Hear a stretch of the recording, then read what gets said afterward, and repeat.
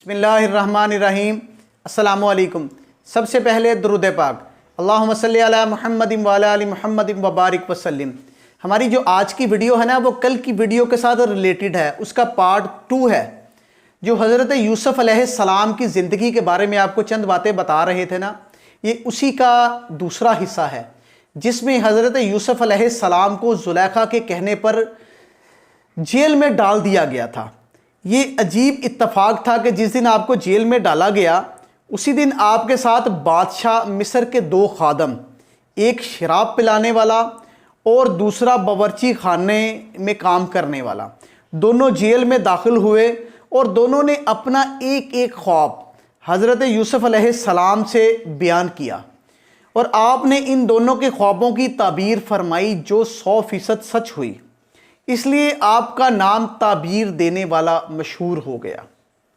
इस दौरान में मिस्र के बादशाह आज़म रेयान बिन वलीद ने यह ख्वाब देखा कि 7 फरबा गायों को 7 दुबली गायें खा रही हैं।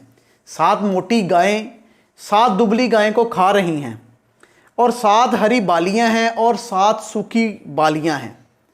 बादशाह ने अपने दरबारियों से इस ख्वाब की ताबीर दरियाफ्त की ना, तो लोगों ने इस ख्वाब को ख्वाब परेशान कहकर इसकी ताबीर नहीं बताई। इतने में बादशाह का साकी, यानी कि जो शराब पिलाने वाला, कैद खाने से रिहा होकर आ गया था। बादशाह के जो मुलाजिम होते थे ना, बादशाह उनको सज़ाएं भी देता रहता था।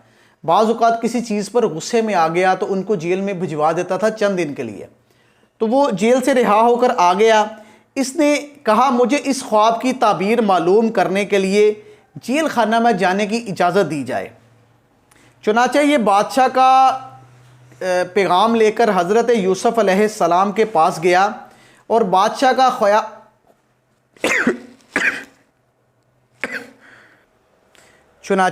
ये बादशाह का पैगाम लेकर हज़रत यूसुफ़ अलैहिस्सलाम के पास गया और बादशाह का ख्वाब बयान करके ताबीर दरियाफ्त की कि 7 दुबली गायें 7 मोटी गायें को खा रही हैं और 7 हरी बालियां हैं और 7 सूखी। हज़रत यूसुफ़ अलैहिस्सलाम ने फरमाया कि 7 बरस तक मुसलसल खेती करो और इनके अनाजों को बालियों में महफूज कर रखो। फिर 7 बरस तक सख्त खुश्क साली आएगी, इनके अनाज की किल्लत हो जाएगी। कहत कि इन 7 बरसों में पहले 7 बरसों का महफूज किया हुआ अनाज लोग खाएंगे, इसके बाद हरियाली आएगी। कासद ने वापस आकर बादशाह से इसके ख्वाब की ताबीर बताई, तो बादशाह ने हुक्म दिया कि हज़रत यूसुफ़ अलैहिस्सलाम को जेल से निकाल कर मेरे दरबार में लाओ। कासद रिहाई का परवाना लेकर जेल में पहुंचा तो आपने फरमाया कि पहले ज़ुलेखा और दूसरी औरतों के ज़रिए मेरी बेगुनाही और पाक दामनी का इजहार करवाएं, इसके बाद ही मैं जेल से बाहर आऊँगा। आपने शर्त रख दी ना कि पहले ज़ुलेखा कहे कि हज़रत यूसुफ़ अलैहिस्सलाम बेकसूर हैं और दूसरी औरतें भी कहें कि हज़रत यूसुफ़ अलैहिस्सलाम बेकसूर हैं। चुनांचे बादशाह ने इसकी तहकीकात कराई तो तहकीकात के दौरान ज़ुलेखा ने इकरार कर लिया कि मैंने ख़ुद ही हज़रत यूसुफ़ अलैहिस्सलाम को फुसलाया था, ख़ता मेरी थी। हज़रत यूसुफ़ अलैहिस्सलाम सच्चे और पाक दामन हैं। इसके बाद बादशाह से हज़रत यूसुफ़ अलैहिस्सलाम ने कहा कि आप ज़मीन के ख़जानों के इंतज़ामी अमूर और हिफाजती इंतज़ाम मेरे हवाले कर दे, मैं पूरा निज़ाम संभाल लूँगा। बादशाह ने ख़जाने का इंतज़ामी मामला और मुल्क के निज़ाम का पूरा शोबा आपके हवाले कर दिया। इस तरह मुल्क की हुक्मरानी का आपको मामला सारा मिल गया, इक़्तिदार मिल गया। इसके बाद आपने ख़जानों का निज़ाम अपने हाथ में लेकर 7 साल तक खेती का प्लान बनाया और अनाजों को बालियों में महफूज रखा, यहाँ तक कि कहत और खुश्क साली का दौर शुरू हो गया और हर तरफ भूख फैल गई और पूरी सल्तनत के लोग गले की ख़रीदारी के लिए मिस्र आना शुरू हो गए और आपने गले की फ़रोख्त शुरू कर दी। इस सिलसिले में ना आपके भाई कनान से मिस्र आए।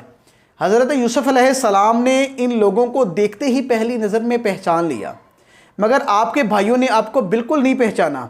आपने इन लोगों को गला दिया और कहा कि तुम्हारा एक भाई बिन्यामीन भी है, जो तुम्हारे साथ नज़र नहीं आ रहा। आइंदा जब आओगे तो इसको साथ लेके आना, वरना तुम्हें गला नहीं मिलेगा। भाइयों ने कहा, हम अपने वालिद को रज़ामंद करने की कोशिश करेंगे। फिर हज़रत यूसुफ अलैहिस्सलाम ने अपने ग़ुलामों से कहा कि तुम इनकी नकदियों को, यानी कि ये जो पैसे लेके आए ना, इनके पैसों को इनकी गले की बोरियों में ही डाल दो, ताकि जब ये लोग घर पहुंचकर अपनी बोरियों को देखें तो उम्मीद है ये लोग वापस ज़रूर आएंगे। चुनाचा ये लोग अपने वालिद के पास पहुँचे तो कहने लगे, अब्बा जान अब क्या होगा? अज़ीज़ मिस्री ने तो ये कह दिया है कि जब तक तुम लोग बिन्यामीन को साथ लेकर ना आओगे तुम्हें गल्ला नहीं मिलेगा, लिहाजा बिन्यामीन को आप हमारे साथ भेज दें ताकि हम इसके हिस्से का भी गल्ला ले आएँ, और आप इत्मीनान रखें हम इसकी हिफाजत का मुकम्मल ध्यान रखेंगे। इसके बाद जब इन लोगों ने अपनी बोरियों को खोला तो हैरान रह गए। इनकी रकमें यानी कि इनके पैसे इनकी बोरियों में मौजूद थी।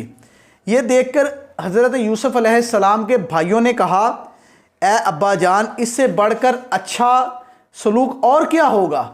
देख लीजिए, अज़ीज़ मिस्र ने हमको हमारे हिस्से का पूरा गल्ला भी दे दिया और हमारे पैसों को वापस कर दिया, लिहाजा आप बेफ़िक्र होकर हमारे भाई बिन्यामीन को हमारे साथ भेज दें।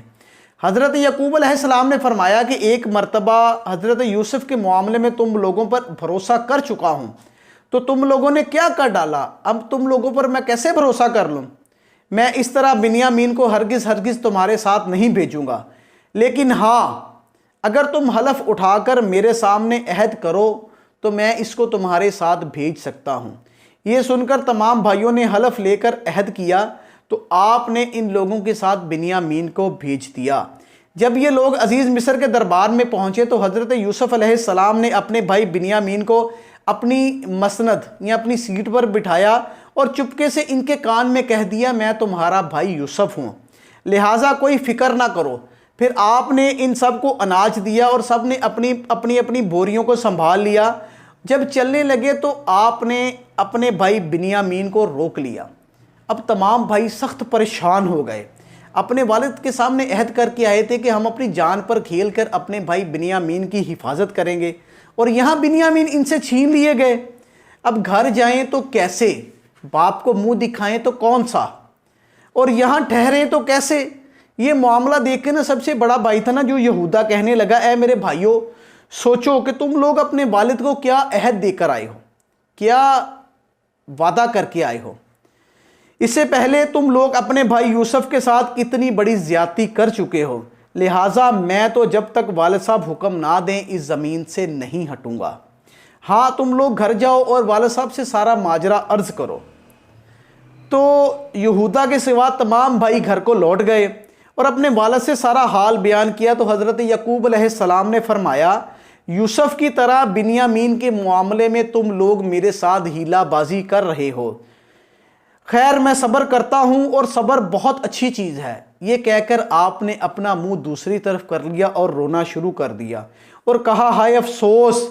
और हज़रत यूसुफ को याद करके इतना रोए, शिद्दत गम से निढाल हो गए और रोते रोते इनकी आंखें सफ़ेद हो गईं। आपकी ज़ुबान से यूसुफ का नाम सुनकर हज़रत यकूब अलैहिस्सलाम से इनके बेटों के पोतों ने, यानी कि बेटों के बेटों ने, आपके पोतों ने आपसे कहा कि अब्बा जान, आप हमेशा यूसुफ को याद करते हैं, यहाँ तक कि आप रोने लग जाते हैं। ये हमें डर है कि आप कहीं जान से गुजर ना जाएं। तो आप अपने बेटे पोतों की बातें सुनकर कहने लगे कि मैं अपने गम और परेशानी की फरियाद अल्लाह से करता हूँ, और जो मैं जानता हूँ वो तुम लोग नहीं जानते।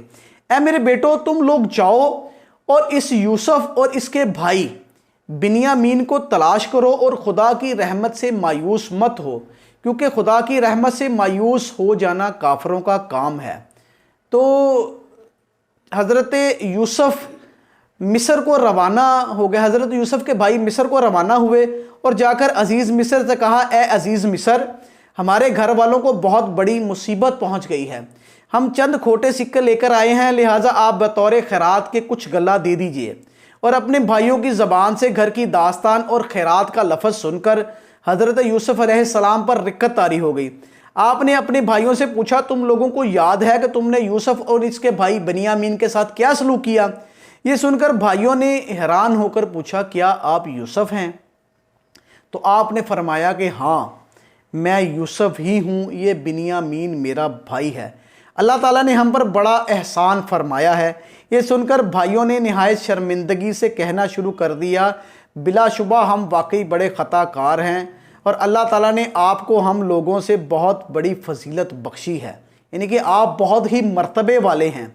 भाइयों की शर्मिंदगी से मुतासर होकर आपका दिल भर गया और आपने फरमाया कि मैं आज के बाद तुम लोगों को मलामत नहीं करूँगा। अल्लाह पाक के नबी थे ना, इतना बड़ा दिल था कि अपने भाइयों को फिर भी मुआफ़ कर दिया। कहने लगे कि मैं आइंदा से तुमको मलामत नहीं करूँगा, जाओ मैंने तुमको मुआफ़ किया, अल्लाह तुम्हें मुआफ़ करेगा। तुम लोग मेरा कुर्ता ले जाओ और जाकर अब्बा जान की आंखों पर डाल दो, इनकी रोशनी आ जाएगी। फिर तुम सब लोग घर वालों को लेकर मिस्र चले आओ।